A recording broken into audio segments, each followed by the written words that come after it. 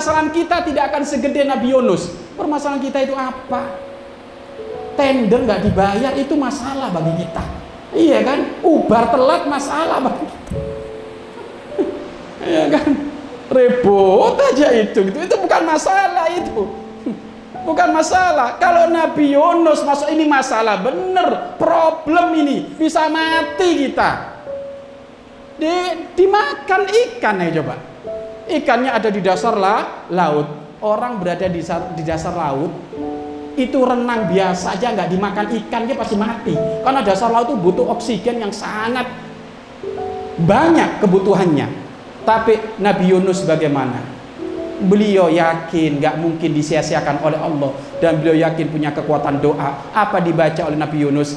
La ilaha illa anta subhanaka inni kuntu minadh-dhalimin. Orang-orang soleh itu, beliau itu sadar dikasih kekuatan doa, tapi kekuatan doanya nggak aji mumpung. Beda kalau kita, Pak. Kalau kita coba dikasih kekuatan doa gitu, doamu mustajab, permintaannya aneh-aneh kita. Pak, mobil Pak, Alphard Pak, ya Allah, rumah ya Allah tingkat 7, ya Allah, pokoknya setahun ini gimana omsetku 1 triliun. Itu kan permintaannya orang-orang yang remeh itu. Tapi para kekasih Allah, kalau beliau dikasih kesempatan doa mustajab, kekuatan doa, coba doanya apa? Evaluasi kepada pribadi beliau. La ilaha illa anta, tidak ada Tuhan kecuali Engkau ya Allah. Subhanaka, maha suci Engkau ya Allah. Aku ini ya Allah, kuntu, keberadaanku ya Allah, minadh-dhalimin, dari orang-orang dolim ya Allah. Mohon dimaafkan ya Allah, mohon dimaafkan ya Allah. Enggak minta bebas, enggak minta ini. Itu bedanya kita sama orang soleh.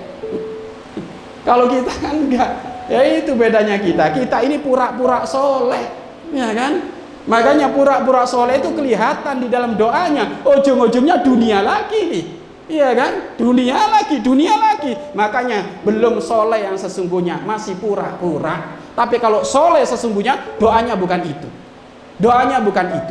Apa? Kalau sudah soleh sesungguhnya, doanya adalah urusan akhirat. Makanya kemarin kita belajar kitab Ta'limul Muta'alim. Di situ disebutkan man wajada ladzatal ilmi wal amali bihi, barang siapa yang menemukan manisnya ilmu, manisnya beramal soleh, bangun malam, sholat berjamaah, itu sudah menemukan manisnya, enaknya, qallama yarghabu fima indan nas, maka akan berkurang keinginan di dalam hatinya terhadap apa yang ada di tangannya manusia. Sudah mati rasa dengan apa yang di tangannya manusia. Ada temennya pakai motor baru, udah nyantai. Kenapa? Punya sholat, punya bangun malam, udah cukup itu. Kan gitu kan. Ada temennya Masya Allah, dapat ini, dapat itu, dia nyantai, nggak kagetan. Kenapa? Karena dia sudah menemukan ladzatnya ilmu dan ladzatnya beramal soleh. Karena itu buah tanda dari orang soleh. Mudah-mudahan kita nyampe kedudukan tersebut, nyampe makom tersebut. Baik, itu yang keberapa? Itu yang ketiga, cara menyambut malam Lailatul Qadar. Banyakin ibadah. Yang keempat, cara menyambut malam Lailatul Qadar. Jangan kita saja dong yang berhasil. Ayo keluarga kita gimana? Diajak dong keluarga kita. Anak-anak kita diajak, nggak apa-apa walaupun itu anak kecil. Memang umurnya kecil tapi hatinya denger. Makanya diajak keluarga kita, diajak. Lu kok yang sukses kok antum saja, yang masuk surga antum saja, istri antum gimana, anak antum gimana? Oke lah kalau memang istri kita berhalangan, setidaknya apa? Sudah tonton kamu YouTube ini, jangan sampai kamu nggak dapat malam Lailatul Qadar. Ya. Gini loh, kalau jenengan pengen menjadikan keluarga Anda keluarga yang soleh, setidaknya minimal Anda ngajarkan ke dia faham akan kesolehan, biar dia rindu jadi soleh. Lewang suaminya gak pernah ngajarin, orang tuanya gak pernah ngajak, gimana itu anak faham soleh dan kesolehan? Maka termasuk tanda menyambut malam Lailatul Qadar, ya, menyambut malam Lailatul Qadar yang keempat ini, diajak keluarga kita. Sebagaimana Nabi Muhammad SAW, siapa yang tidak tahu Ummul Mukminin, ibunda ahli iman, beliau sudah dijamin ahli surga. Tapi oleh Rasulullah, kalau sudah bangun malam itu dibangunin, dan banguninnya nggak tanggung-tanggung, Pak. Nabi Muhammad itu kalau bangunin istrinya gimana? Pakai air, Pak. Pakai air, disemprotin. Ya Aisyah, kumi. Seneng kan gitu kan. Istri kita dibangunin pakai air, besok ngadu. Kan memang hatinya bermasalah. Padahal memang orang itu kalau ngantuk dikasih air, itu satu ngamalkan sunnah Nabi, dua cepat melek. Makanya santri ngantuk semprot. Nah, itu apa? Ngamalin sunnah Nabi. Iya kan? Ngamalin sunnah Nabi. Tapi kadang setannya itu memang kebangetan. Nempel di mata kita itu, masya Allah, diidep. Ini idep apa ini? Kelopak mata itu kadang ini 100 setan. Iya kan? Ini 100 setan. Ini 200 setan. Kadang makanya melek sebelah, satunya merem.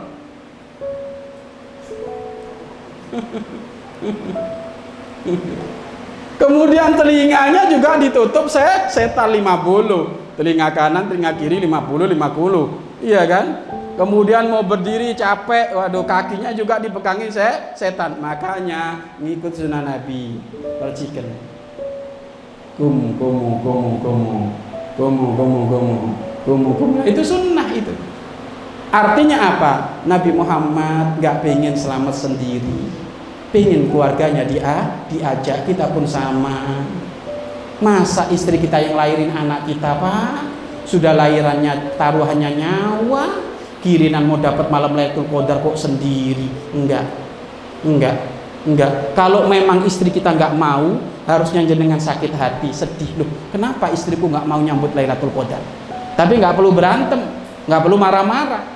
Istri itu gampang, kalau dia memang nggak mau dapat malam Lailatul Qadar, berarti jatah THR-nya batal. Itu aja sudah.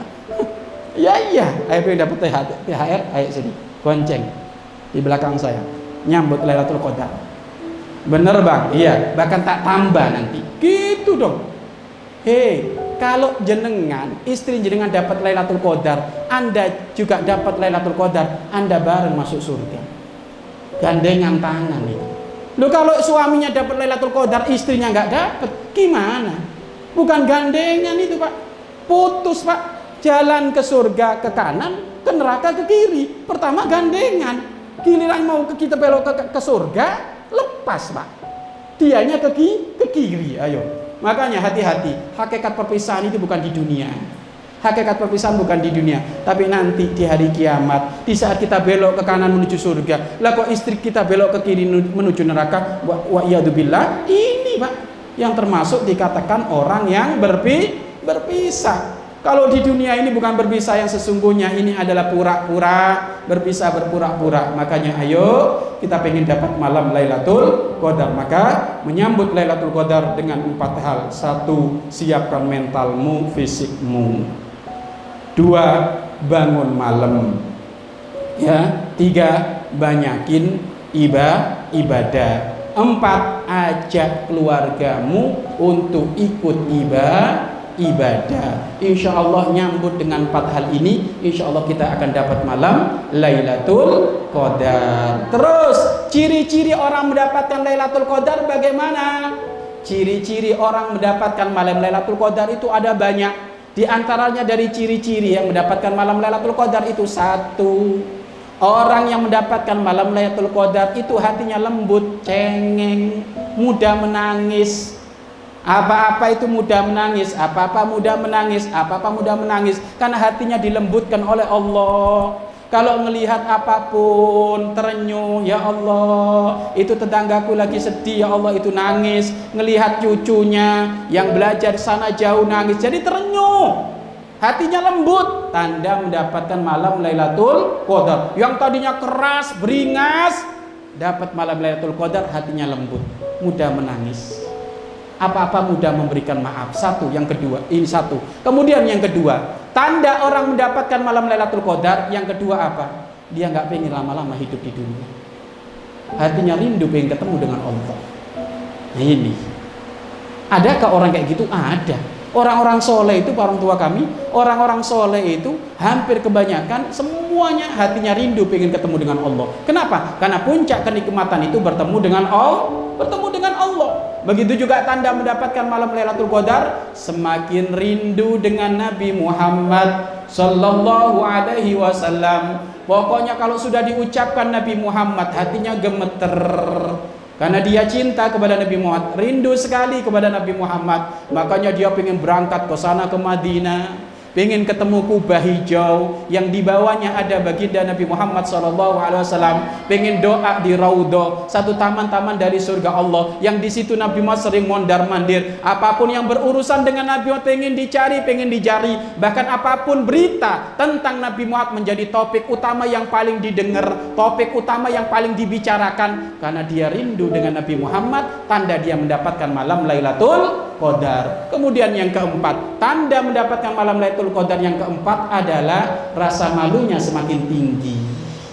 Rasa malunya semakin tinggi, punya rasa malu kepada Allah. Ya Allah, saya pernah berbuat dosa, ya Allah, jangan sampai kami terulang lagi, ya Allah, mohon dimaafkan, ya Allah, mohon diampuni, ya Allah. Rasa malu tinggi itu akan dengan rasa malu itu akan menyempurnakan penyesalan, akan menyempurnakan dirinya berhenti dari kemaksiatan alias tobat. Kenapa ada orang maksiat kok nggak tobat-tobat? Urat malunya putus itu, urat malunya mati itu, nggak ada rasa malu dia. Padahal makan dikasih dari Allah, padahal sampai detik ini sehat, dia seger buger walaupun maksiat, nggak punya malu dia kepada Allah.